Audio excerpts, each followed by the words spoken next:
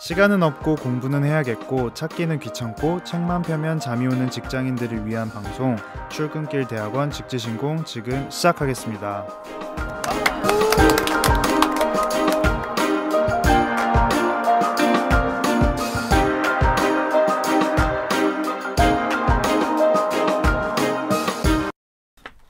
네, 먼저 또 시작하기 전에 인사 한번 하고 시작하겠습니다. 네, 저는 루인의 후예가 되고 싶은 쿠입니다. 네, 안녕하세요. 저는 진아입니다. 안녕하세요. 제 안에 궁금이가 너무 많네요. 여러분들의 궁금함을 풀어드리는 스텔라입니다. 궁풀 스텔라. 호가 생기고 있네요. 아까 뭐였죠? 저번 주는 뭐였죠? 아, 그렇게 하니까 재밌더라고. 그 매불쇼에서들 그렇게 하시더라고. 그래가지고 네. 괜찮네요. 한번 해봤으니까 재밌네요. 궁풀 스텔라입니다. 궁풀. 너무 재밌어. 네, 안녕하세요, 조엘입니다. 네. 저번 시간에는 Foundation of Organizational Change 두 번째 시간으로 했었고 네 가지 모델에 대해서 살펴봤는데요. 오늘은 마지막 시간이죠. 소셜 컨스트럭션에 대해서 한번 얘기를 나눠보도록 하겠습니다. 네, 혹시 진아 그러면은 저번 주에 얘기했던 모델들 중에 혹시 기억에 남거나 아니면 또 생각났던 것들이 있을까요? 저는 그때 세 번째 모델로 소개됐던 제일 복잡한 거? 네, 그 모델이 제일 생각이 나요. 아무래도 그게 좀 내가 복잡한 것도 이해할 만큼의 지적 능력을 갖추었다 이런 뜻이네. 되게 자랑스럽네요. 소화력이 되게 좋네요. 네, 사실 조직에서 되게 많이 들여다본 요소들이 다 담겨 있는 것 같았고, 예, 그 요소들마다 평소에 내가 조직에 대한 그 고민을 면밀하게 했었다. 네, 그렇게 자꾸 옆에서 해석해 주니까 아름답게. 네. 그래서 그런 것들을 전체적으로 봐야 된다라는 그런 필요성과 각각 하나만 개입했을 때 왜 부족한지 이런 거에 대해서 많이 깨닫고 좀 생각이 많았던 그런 모델이었던 것 같아요. 네, 좋습니다. 그러네요. 네. 스텔라는 혹시 어떤 게 제일 기억에 남으시나요? 저도 진아가 얘기해줬던 거에 대해서 되게 이제 요소가 되게 많았잖아요. 그런데 그 중에서 영향을 비교적 많이 미치는 것, 적게 미치는 것 그런 것들을 조금 더 구분해서 볼 수 있었던 모델이 뭔가 복잡해서 자세히 안 보고 싶었지만 나도 진아보다 딸리는 게 아니다. 나도 자랑스러운 동료이고 싶다. 이제 그런 걸 자랑스럽습니다. 네. 해서 되게 복잡해 보이는 모델이어서 막 너무 자세히 살펴보고 싶진 않지만 근데 또 지난 시간에 함께 학습하다 보니까 요런 게 중요하네라는 것들을 이게 언뜻 보면 진짜 복잡해 보이는데 이렇게 보고 좀 싶지 보면 않더라고요. 보면 사실은 그렇게 어렵진 않아요. 맞아요. 다 알고 있는 요소들이고 이렇게 보면 뭐 이렇게 복잡해 약간 그런 느낌이 들죠. 개수가 많아가지고 그렇죠. 이게 사람의 이게 인지라는 게 그렇거든요. 제가 공무원 할 때 창구에서 이렇게 민원인이 오시잖아요. 와가지고 근데 서류 뭐가 필요해요? 이렇게 물어보면요. 제가 서류를 하나 주민등록증하고요. 신청서하고요. 인감도장하고요. 하면 뭐 이렇게 복잡해요? 이렇게 세 개 딱 말하면 거의 모든 사람들이 왜 이렇게 복잡해요? 이렇게 얘기하시더라고요. 그래서 세 개 넘으면 복잡해 보여. 맞아요. 그래서 혼자 봤다면 깜짝 놀라서 덮었을 텐데 함께 봤기 때문에 여기에 대해서 좀 더 자세히 살펴볼 수 있는 시간. 그게 좀 인상 깊었던 것 같아요. 저에 대해서 고맙다. 역시 제 마음속에 있는 말을 너무 잘 알아듣는 것 같아. 궁예처럼 너무 잘 읽으셔가지고. 그럼 혼자는 미리 안 읽었다는 소리네요. 봤는데 보다가 덥다 그랬었거든요. 네. 같이 하니까 이게 좀 더 끝까지 보게 되더라고요. 저도 그런 것 같아요. 저도 이런 이제 직지신공이라든지 이렇게 같이 함께 하지 않으면 전들 이걸 이렇게 언제 이렇게 시간 내서 읽겠어요. 근데 이런 계기가 있으니까 저도 진짜 읽게 되는 것 같아요. 네, 맞아요. 쿠는 혹시 가장 저는 가장 기억에 남는 게 이제 와이스버거. 잘 기억이 또 저번 시간 안 들으신 분들이 계실 수 있으니까 설명을 한번. 제가 배고팠나 봐요. 지난주에. 와이스보드? 와이스보드를 네, 와이스보드가 와이스버거라고 네. 그렇죠. 어떤 분이 얘기하셔가지고. 네. 네, 저는 그 마지막 모델, 저도 와이스보드가 좀 기억에 남는데 리더십의 정의가 Does someone keep the boxes in balance라고 적혀 있는데 그래서 모든 걸 약간 다 잘해야 되는 약간 육각형의 사람이 돼야 될 것 같은 정의인데 그래서 리더십이 그만큼 또 어렵고 중요하다는 걸 좀 기억에 많이 남았던 것 같습니다. 네, 그렇군요.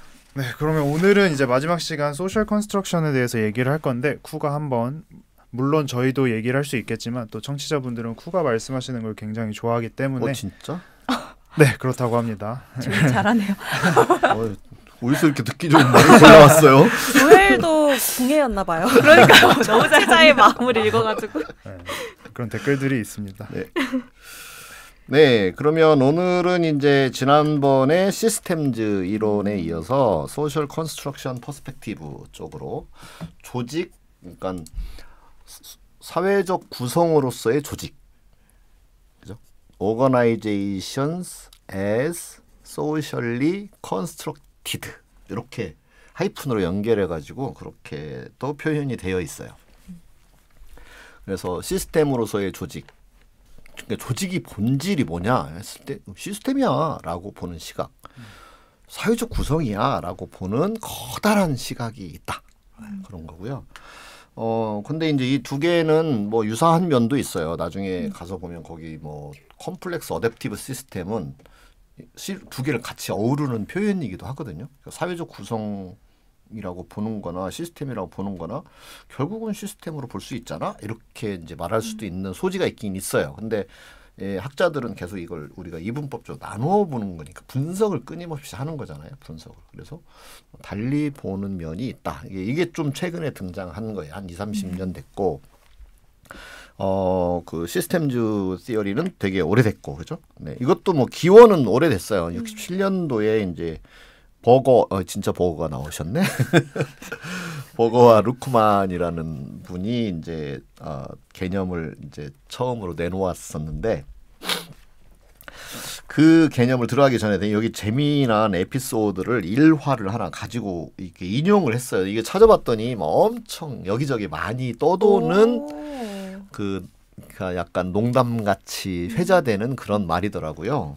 뭐냐면 이제 야구 심판이 있어요. 미국이 이제 워낙 야구를 좋아하니까 야구 심판이 있는데 야구 심판이 어떻게 판정하냐라고 이제 했을 때 한 심판은 나는 진짜 있는 그대로 심판해. 난 볼은 볼로 스트라이크는 스트라이크로 나는 심판하는 사람이야. 이렇게 되게 공정한 심판 같잖아요. 그죠? 네, 그렇게 얘기를 했어요.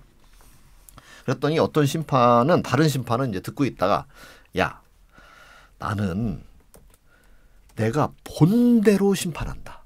나는 정직한 사람이야. 이런 뜻이에요. 그죠? 그러니까 앞에는 어떻게 보면 객관주의자. 세상에는 볼과 스트라이크가 객관적으로 있어라고 하는 이제 시각을 표현한 거고, 그다음에 두 번째는 나는 본대로 내가 본대로 이건 뭔가 나의 주체적인 그런 것이면서 또 윤리적인 이런 게 이제 포함되어 있는 것이다. 이렇게 볼 수 있어요. 그런데 이제 마지막 세 번째가 이제 이 소셜 컨스트럭션과 연결되는 부분이에요.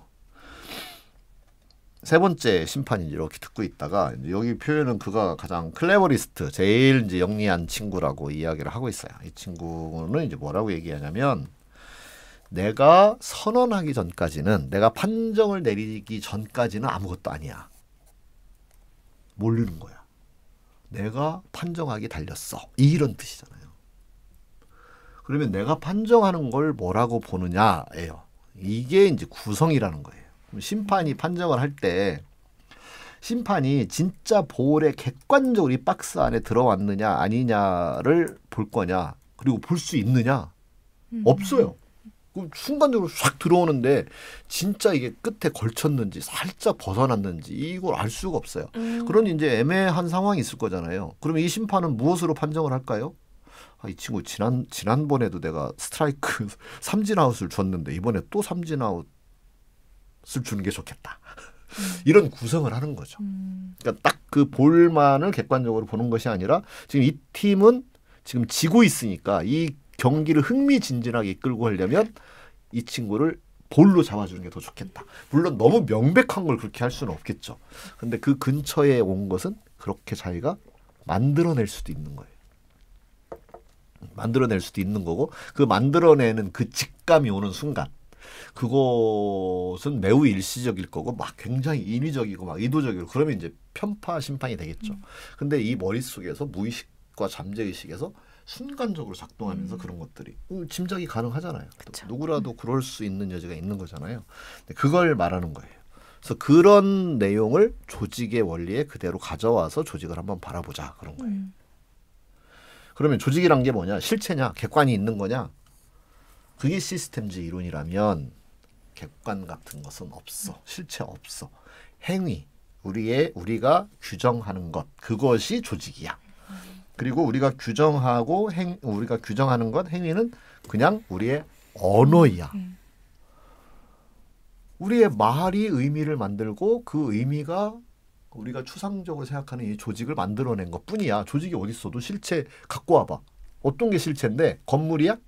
대한민국이라고 하는 나라도 조직이라고 볼 수 있잖아요. 그럼 대한민국이 실체가 뭔데? 없는 거죠. 그죠? 막상 가지고 오라고 하면 어디 청와대가 대한민국의 실체인지 우리나라 국토가 대한민국의 실체인지 아니잖아요. 그죠? 네. 그런 관점이 이제 소셜 컨스트럭션이에요. 그래서 우리가 함께 개념을 만든 거다. 구성한 거다. 그런 뜻입니다. 어떠신가요? 저는 사회 실제론이랑 사회 명목론이 계속 생각이 나가지고 그렇죠. 같은 개념인 것 같긴 그렇죠. 한데 네, 그렇죠. 스텔라는 어떠신가요? 특별히 떠오르는 게 지금은 없네요. 진아는 뭐가 있을까요? 저는 이거를 미리 읽었는데 여기에서 되게 그 언어, 대화 이런 단어가 되게 많이 나와가지고 그렇죠. 엄청 많이 나왔죠. 사실 그 앞에 이론하고 좀 연결되는 부분도 있긴 하지만 아까 쿠가 말씀하신 것처럼 연결되기도 하지만 그런 것들 어쨌든 우리가 이렇게 언어로서 구성하는 그 조직의 힘이 정말 크구나라는 거를 좀 생각을 하게 했거든요. 네. 네.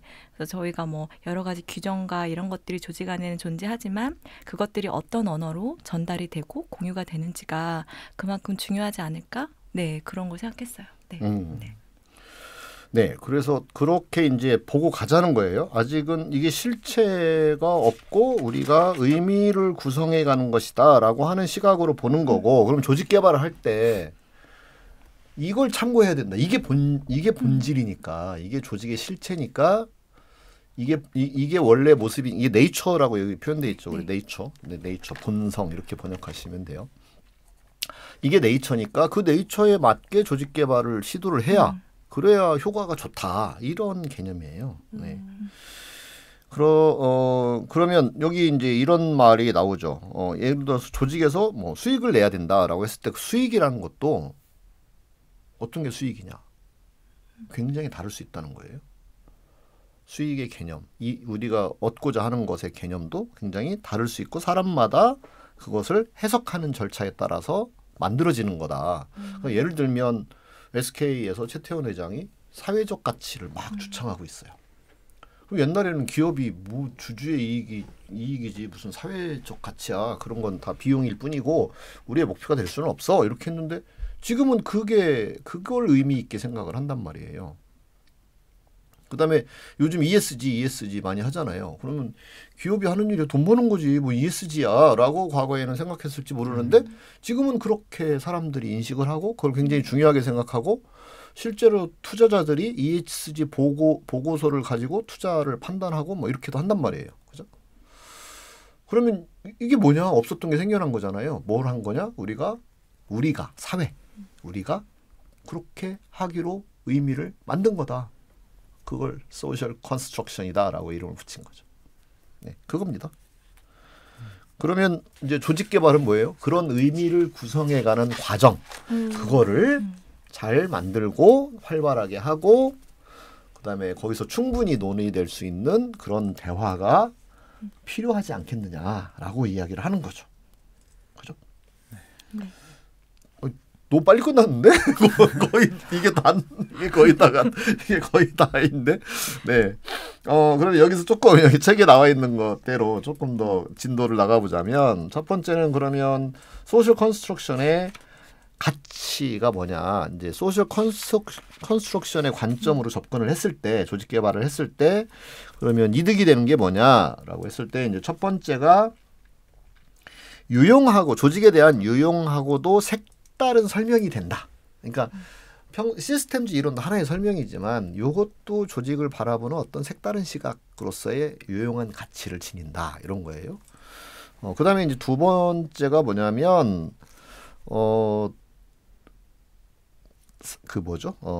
의미를, 그러니까 조직을 만들어내는 능동적인 역할, 이런 거를 이제 강조를 하고 있는 거예요. 구성원들은 조직을 만들어가는 사람이다라고 하는 시각을 전해준다는 거죠. 네. 그것이 이제 조직 개발하는 사람에게 구성원들이 얼마나 중요한지, 구성원들이 그냥 부속품이 아니라, 기계처럼 돌아가는 부속품이 아니라 그들이 살아있는 실체로서 그런 것을 하는 주체로 이제 보는 거죠. 그죠? 그런 점이 되게 또 좋은 점이고, 그다음에 마지막으로 세 번째는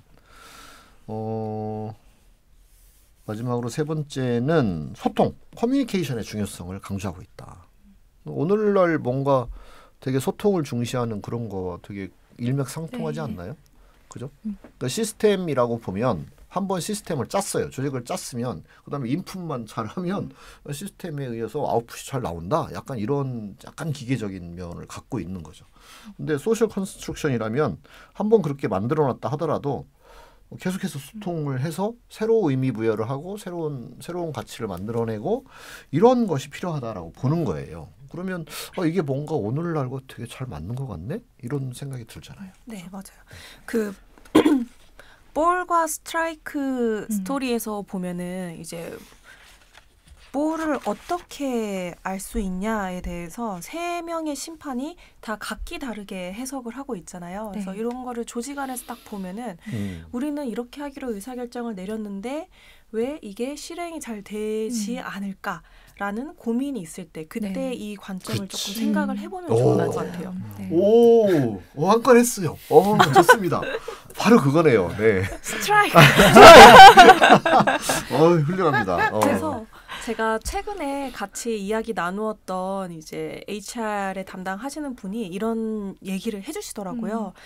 곧 리더십 워크숍을 할 계획인데 여기에서 리더가 좋은 조직 문화를 만들기 위해서 나는 이렇게 해보겠다라는 것도 아웃풋으로 만들고 또 다른 아웃풋으로는 그러면 리더가 조직으로 돌아가서 우리 조직의 일하는 원칙은 내가 워크숍에서 이거를 정해왔으니 이걸로 같이 실천하자.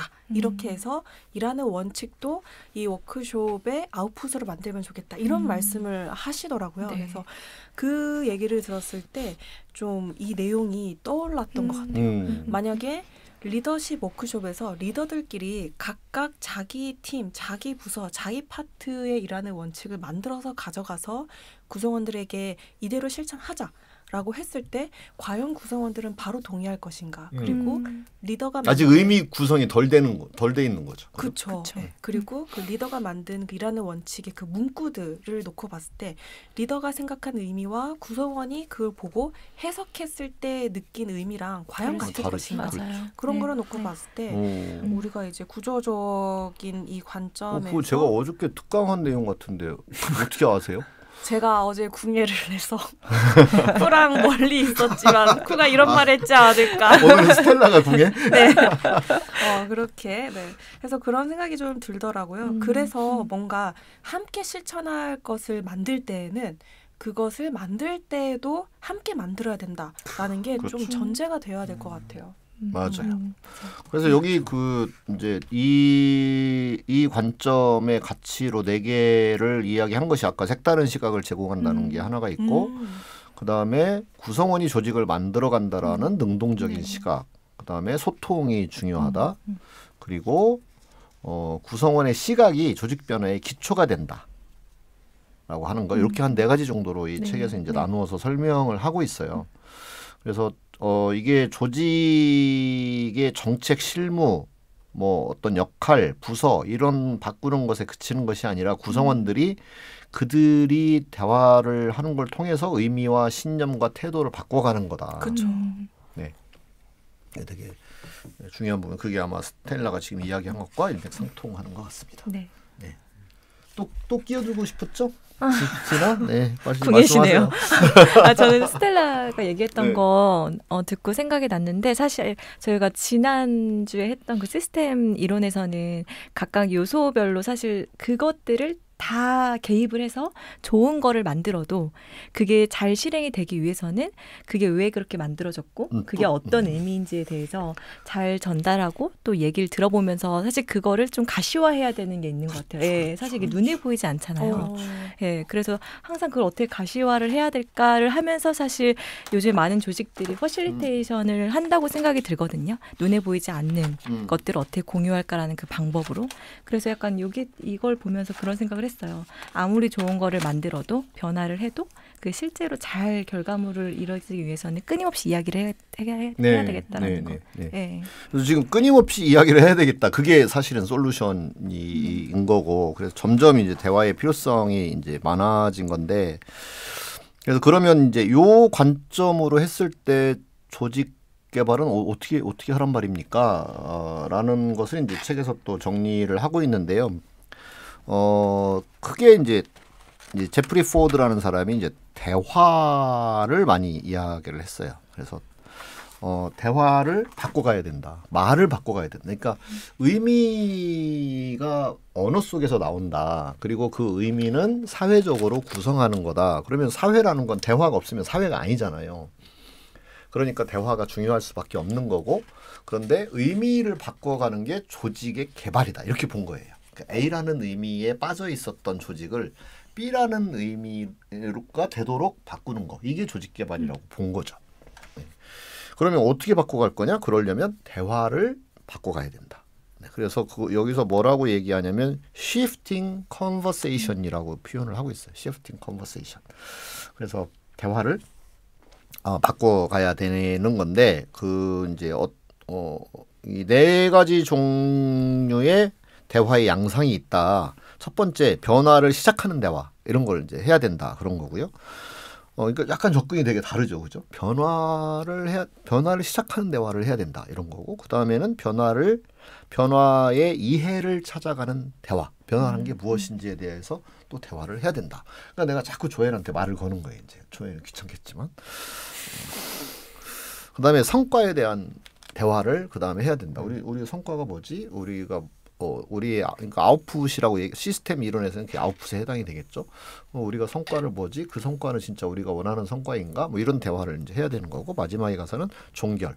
그래서 자, 이제 요것은 우리의 이슈에서 이제 해결된 거니까 또 다음 이슈를 가지고 오는 이런 대화로 이어가는 방식을 생각하는 거죠.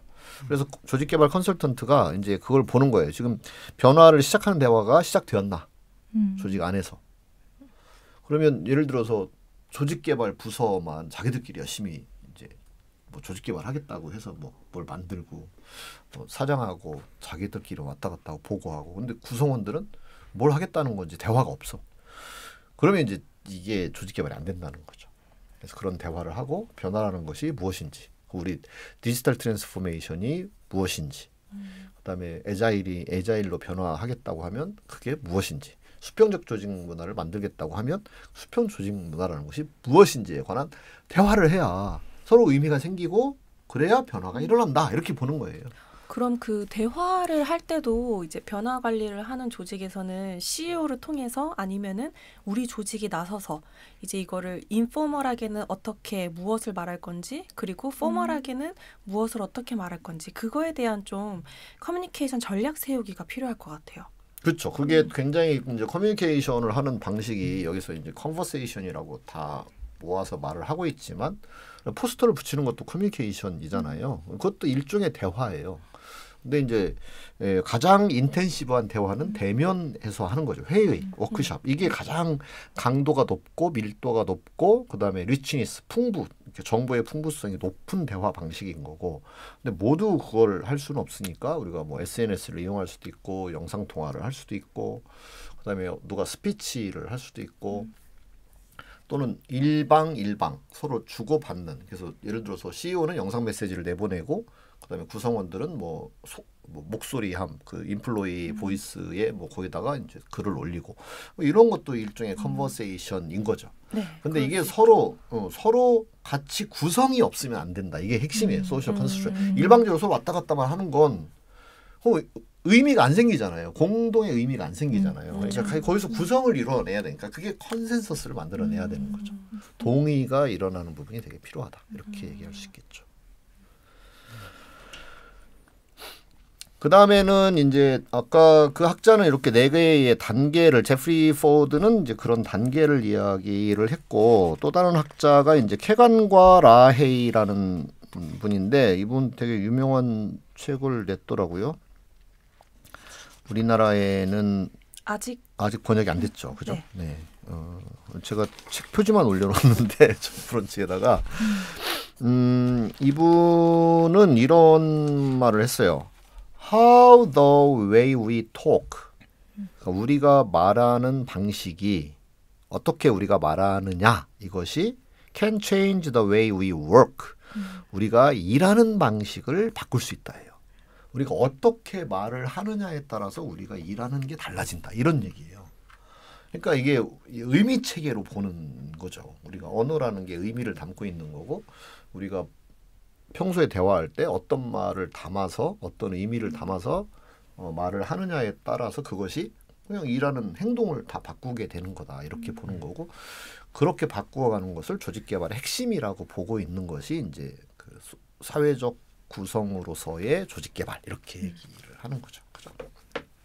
그래서 여기 이제 대비를 한 7개를 대비를 시켜놨어요. 되게 재밌게 읽었는데 첫 번째가 불평의 언어에서 몰입의 언어로. 그러니까 보통 많이 불평의 언어를 하잖아요. 컴플레인을 주로. 상사가 불만이고 또 상사는 또 밑에 구성원이 불만이고 옆에 부서 불만이고 다 우리는 늘 컴플레인을 하면서 살기 마련인데 그게 아니라 그래서 뭘 하지라고 하는 커미트먼트. 예, 제가 몰입이라고 번역을 했지만 이 커미트먼트 번역어가 애매해서 그러니까 그래 내가 뭘 하지? 이게 여기서 말하는 커미트먼트죠. 무엇이 잘못됐어, 뭐가 잘못됐어가 아니라 그래서 내가 뭘 하지? 라는 언어로 바뀌는 거. 그 훌륭한 조직은 그럴 거잖아요. 그죠? 그다음에 두 번째가 블레이밍의 언어에서 개인적 책임의 언어로. 그러니까 남을 탓하는 게 아니라 내가 잘하면 되는데 내가 좀 부족했나 보다. 그렇게 생각하는 거죠. 그러니까 리더는 맨날 이제 직원 탓을 하죠. 직원을 욕하고 왜 이렇게 능력이 없어, 뭐가 부족해, 자꾸 이제 자기 구성원들을 이제 비난하고 또 거의 대부분 구성원을 만나면 다 CEO를 비난하고 있잖아요. 그러니까 이게 조직 개발의 여지가 많은 조직이다 이렇게 이야기할 수 있는 거죠. 그래서 CEO가 마음에 안 든다 그럼 뭐예요? 내가 CEO 바꾸려면 내가 어떻게 해야지? 이게 내가 책임, 퍼스널 responsibility라고 여기 표현되어 있거든요. 그러니까 내가 어떻게 내 개개인이 이걸 어떻게 책임 있게 할 수 있을까 이런 거죠. 그래서 실제로 조직개발 담당자를 만나보면 우리 CEO 정말 미치겠어요 이렇게 말하는 언어를 사용하는 사람이 있는 반면에 근데 CEO를 어떻게 하면 바꿀 수 있어요? 라고 말하는 사람이 있다고요. 요게 퍼스널 리스폰시빌리티가 있는 언어를 쓰는 사람이에요. 이 사람. 그죠? 되게 또 인상 깊은 요청으로는 또 이런 게 있을 것 같아요. 저희 CEO가 조직 개발에 대한 관심이 좀 별로 크게 없으신데 우리가 이 프로젝트를 함께 할지 안 할지는 잘 모르겠지만 좀 기회가 된다면 한번 만나서 미팅 한번 직접 해주세요. 뭐 이런 요청 해주시는 거니까 좀 굉장히 인상 깊은 것 같아요. 훌륭하네요. 그것도 이제 여기서는 언어의 차이를 가지고 보는 거죠. 그죠? 언어가 이제 우리 개념의 집이니까 우리 의미의 집이라고 할 수 있으니까. 네. 그다음에 세 번째는 이게 이 책에서는 잘 설명은 안 돼 있는데 이 말만으로는 저도 이해가 잘 안 돼서 뉴 이어스 레졸루션이 이제 새해가 되면 이렇게 결심하는 거잖아요. 나 이거 네. 하리라. 그래서 이게 새해 결심의 언어에서 경쟁적 몰입의 언어로 이런 건데 이게 약간 이제 짐작을 해보자면 새해 결심은 이제 한 번 딱 정해놨으면은 그 끝까지 밀고 나가는 약간 이런 거라면 competing commitment 이거는 이걸 할지 저걸 할지를 끊임없이 서로 경쟁하면서 더 나은 것들을 찾아가는 거다. 그러니까 확고하게 뭘 정해놓고 레졸루션이라는 거 하는 거는 그냥 딱 이게 해법이잖아요. 결심. 나 이렇게 할 거야. 근데 그게 너무 경직적이다라고 이제 보는 그런 의미가 네. 아닐까 이렇게 보여요. 혹시 제 생각에는 새해 결심은 약간 의례적으로 하는 그런 거잖아요. 것도 있죠. 네. 네. 그래서 그냥 막연하게 의례적으로 하는 것보다는 좀 더 구체적으로 더 치열하게 하라는 치열하게 의미 그러니까 같기도 컴피팅이니까 이걸 잠정적으로 두고 다시 다른 게 더 좋은 게 있으면 한 번 정했다고 밀고 가는 것은 아닌 그게 더 그런 그게 의미로 더 보였어요. 네.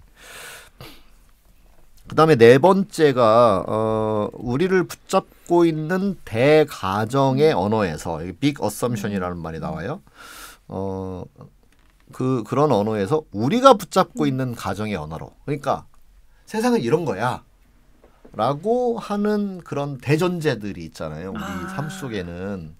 근데 그 대전제가 나를 붙잡고 있는 거예요. 거기에 치여 사는 거죠. 네. 세상이 이렇기 때문에 안 돼. 그렇죠. 뭐 이런 그렇죠. 거. 그렇죠. 네. 근데 그게 아니라 내가 가정을 바꿔보는 거죠. 이렇게 가정하고 이렇게 시도해보면 어떨까? 그런 거예요. 그래서 그러니까 뭐 예를 들면 좀 더 구체적으로 말해보자면 뭐 MZ세대는 이래 라고 하는 그런 대가정들이 있잖아요. 지금 이 시대에. 또는 뭐 디지털 트랜스포메이션을 해야 돼. 뭐 이것도 어떤 대전제가 있는 거고 그다음에 뭐 예를 들어서 젊은 친구들이 뭐 코인을 해야 돼. 이런 것도 이제 대전제인 거예요.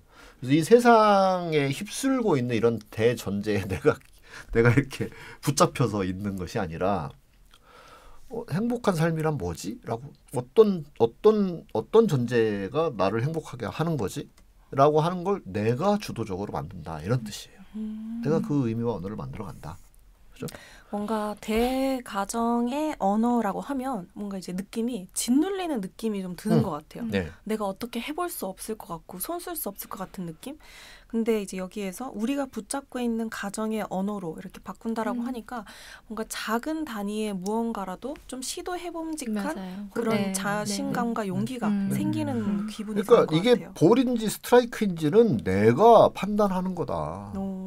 원래 볼과 스트라이크가 있는 게 아니라 내가 판단하는 거다예요. 그러니까 내가 어썸션이 있는 거죠. 그죠? 그래서 예를 들면 거기에 이제 빅 어썸션이라는 게 뭐냐면 이 박스 딱 있는 거. 그럼 이게 컴퓨터로 찌직 하면 이제 이렇게 나오는 그게 이제 어떻게 보면 대가정이라고 하면 나는 좀 이렇게 약간 울퉁불퉁한 거죠. 거기에는 내가 정한 대전제가 있는 거죠. 우리가 야구를 왜 보는데? 야구 경기를 왜 하는데? 그 판정을 이 박스 안에 들어오는 걸 정확하게 하기 위해서 야구하는 거야? 아니잖아. 야구를 하면서 우리 즐겁고 스트레스를 해소하고 선수들이 막 경기를 하는데 몰입하게 하고 그렇게 함으로써 야구를 통해서 우리가 어떤 그 즐거움을 맛보고 희열을 느끼고 이게 야구 원래 하는 목적 아니야? 어썸션이 다른 거죠. 내가 어썸션을 만드는 거죠. 그런 거라고 할 수 있어요. 네, 그 다음에 6번째 보상과 칭찬의 언어에서 지속적인 인정의 언어로 여기서 인정은 제가 리가드 네. 리가드를 끊임없이 해줘라. 그러니까 이게 칭찬이라고 하는 게 사실 우리 칭찬은 뭐 고래도 춤추게 한다라고 해서 칭찬은 정말 다 좋기만 한 거라고 생각이 되는데 내가 진아를 칭찬하잖아요. 그럼 여기 둘은 칭찬이 아니라 책망을 하는 것이 돼버려요. 상대적이잖아요. 그죠? 그러니까 그런 그 네거티브한 측면이 있다는 거고 그다음에 오늘은 제가 칭찬을 했어요. 근데 내일은 칭찬 안 해. 그러면 또 오늘은 내가 뭐 잘못했나? 이렇게 되는 거잖아요. 이게 칭찬이란 게 굉장히 상대적인 거여서 여기서 이제 말하는 리가즈는 그냥 그 존재 자체의 훌륭함 이걸 끊임없이 생각하고 있어라 이런 거예요. 그러면 칭찬이고 뭐 이건 사실 별게 아닌 거죠. 어떻게 보면. 그죠? 네. 그래서 그 깊은 인정 그거를 말하는 거다 이렇게 볼 수 있어요.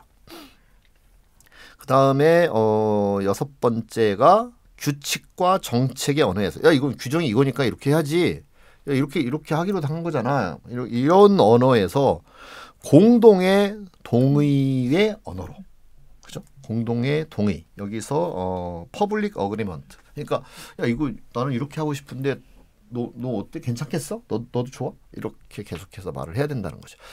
뭐 쿠가 하라고 했어 그게 아니고 회사 규정이 이거잖아 그게 아니라 계속해서 다시 테스트를 하는 거죠. 네. 그래서 대화를 해서 이게 맞느냐 이걸 계속 이야기하는. 그리고 7번째가 건설적인 비판의 언어에서 파괴적인 비판의 언어로. 네. 우리가 건설적인 비판이라고 하는 것이 이제 일종의 그 클리셰처럼 너무 당연하고 그게 맞는 것처럼 들리는데 저도 깜짝 놀랐거든요. 저도요. 네, 여긴 조금 얘기를 나누고 싶었어요. 그래서 네, 이게 제가 해석을 잘못한 건가 싶을 정도로. Constructive criticism이랑 Deconstructive criticism이랑 뭐가 다르지? 검색해봤는데 잘 모르겠더라고. 그러니까 이게 그 뭐죠? 이제 데리다 같은 Deconstruction 그걸 데리다 그 사람 뭐라고 부르더라?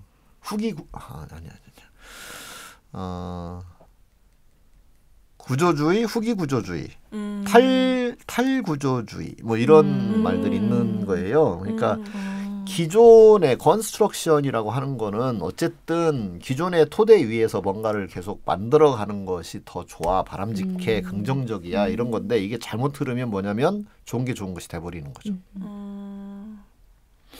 그 다음에 그것이 세워졌던 그 토대가 된 어썸션 이거는 의심하지 않는 거죠. 근데 디컨스트럭션은 그걸 아예 파괴시키는 거죠. 어썸션 대전제를 파괴시키는 거다. 그렇게 되니까 전혀 새로운 시각으로 다시 보기를 하는 거죠. 우리가 전제로 세워놨던 그것을 깨트려 부시는 대화를 해야 됩니다. 그렇죠. 해체주의. 디컨스트럭션 해체주의가 생각이 안 나가지고 해체주의. 어학사전을 검색했더니 해체 단어가 나오고 예, 맞아요. 해체주의. 근데 무슨 말인지 모르겠어. 이제 이해가 좀 된 것 같아요. 그래서 건축할 때도 이제 그 해체주의라고 하는 게 우리가 가지고 있었던 건축이라면 이런 거야라고 하는 게 있었잖아요. 근데 그걸 다시 해보는 거죠. 다시 근본부터 다시 해결해 깨트려 보는 거죠. 뭐 예를 들면 우리가 뭐 아파트다 그러면 뭐 화장실이 있고 그다음에 거실이 있고 뭐 주방이 있고 침실이 있고 뭐 이런 게 그냥 판에 박힌 그 구조 속에서 우리는 생각을 하잖아요. 근데 그거 완전히 깨버릴 수도 있는 거잖아요. 그렇죠? 그런 겁니다. 네.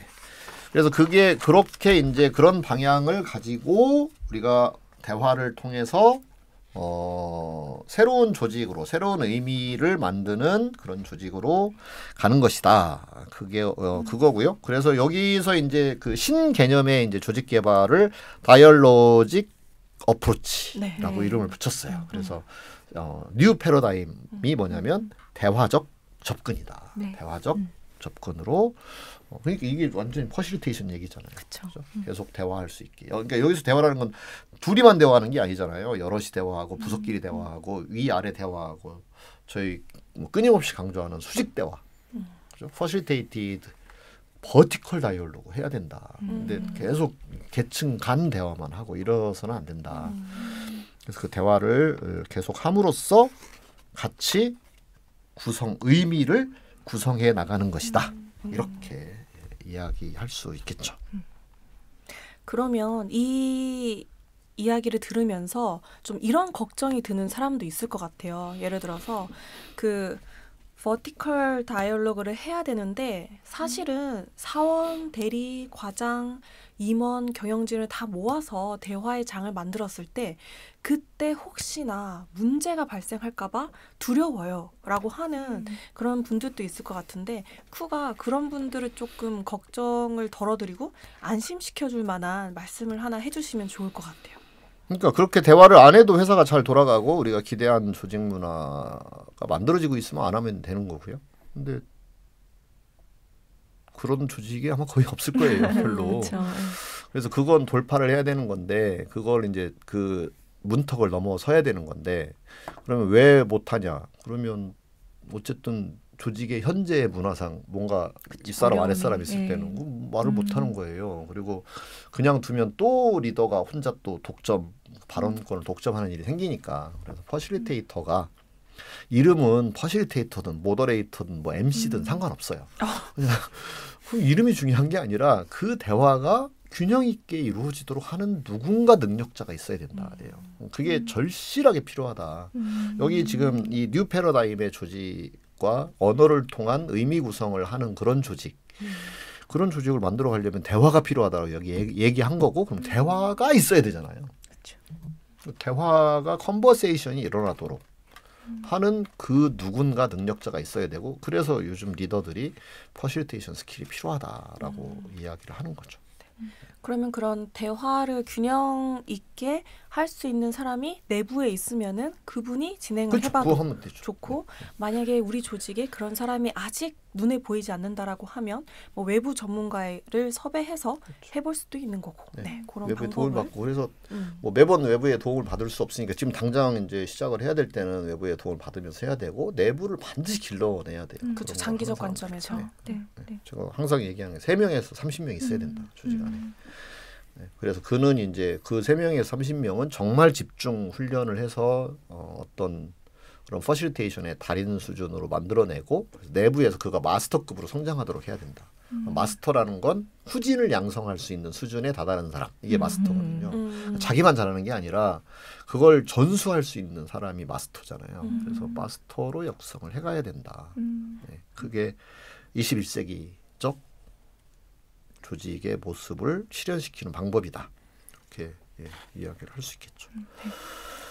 그리고 여기 마지막으로 그러면 이제 두 개의 비교인데 아주 짤막하게 이 책에서 이제 제시하고 있는 그러면 시스템도 사실 맞는 것 같고 소셜 컨스트럭션도 맞는 것 같은데 그럼 이거 어떻게 다르게 적용해야 되나요? 라고 하는 퀘스천을 던질 수 있는데 시스템즈 이론은 비교적 좀 안정된 조직 변화가 좀 적은 조직 또 어떤 프로세스가 확립돼서 그거 이외에 굳이 달리 하지 않아도 되는 조직은 그렇게 시스템을 갖추어서 그거대로 해나가도록 하는 게 맞다. 더 맞다. 이렇게 볼 수 있고요.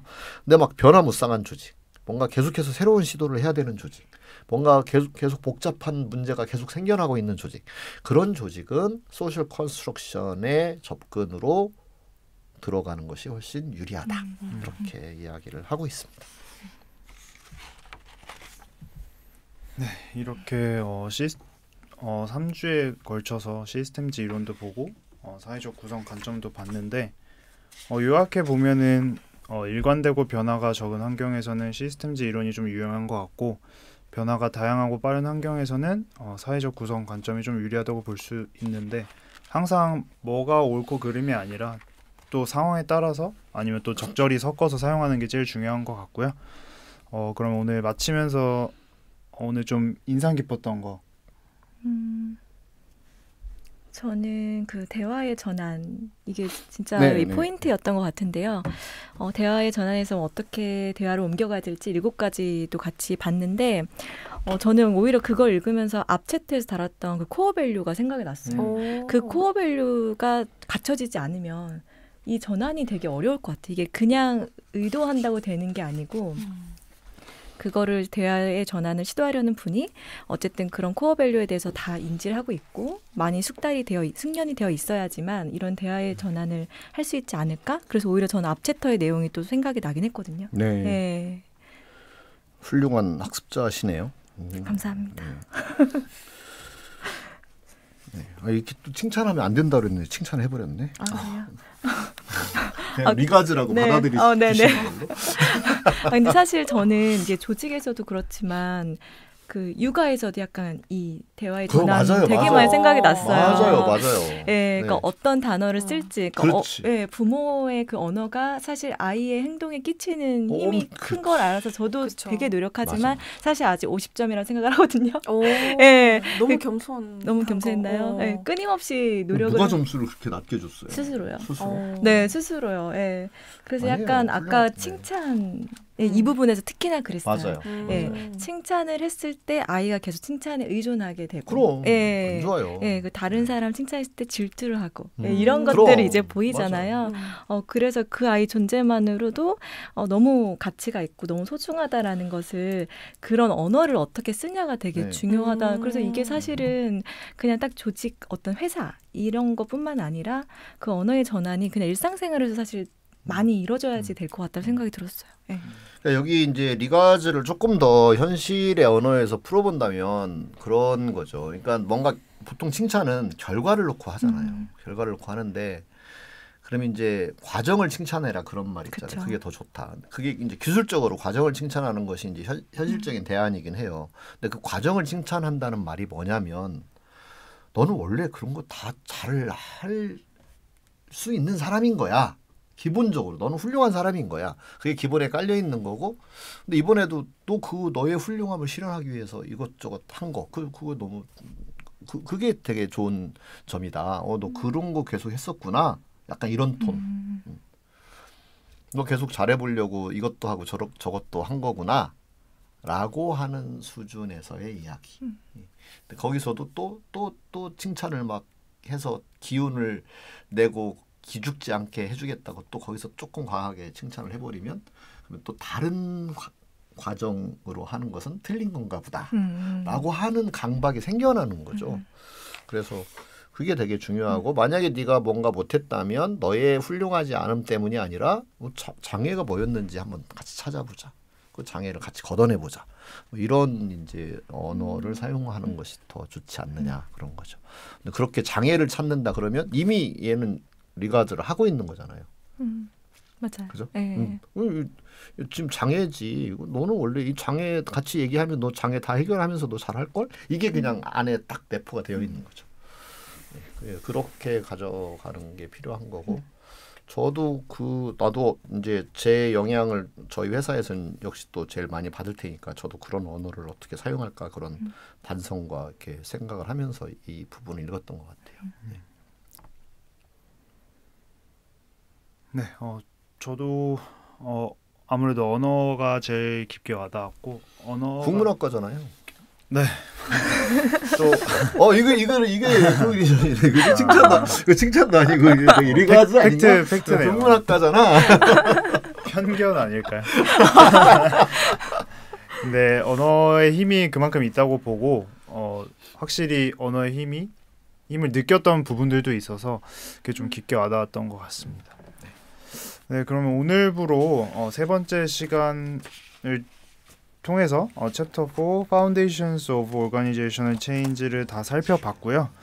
다음 시간에는 챕터 5 The Organization Development Practitioner and the OD Process에 대해서 얘기를 나눠보도록 하겠습니다.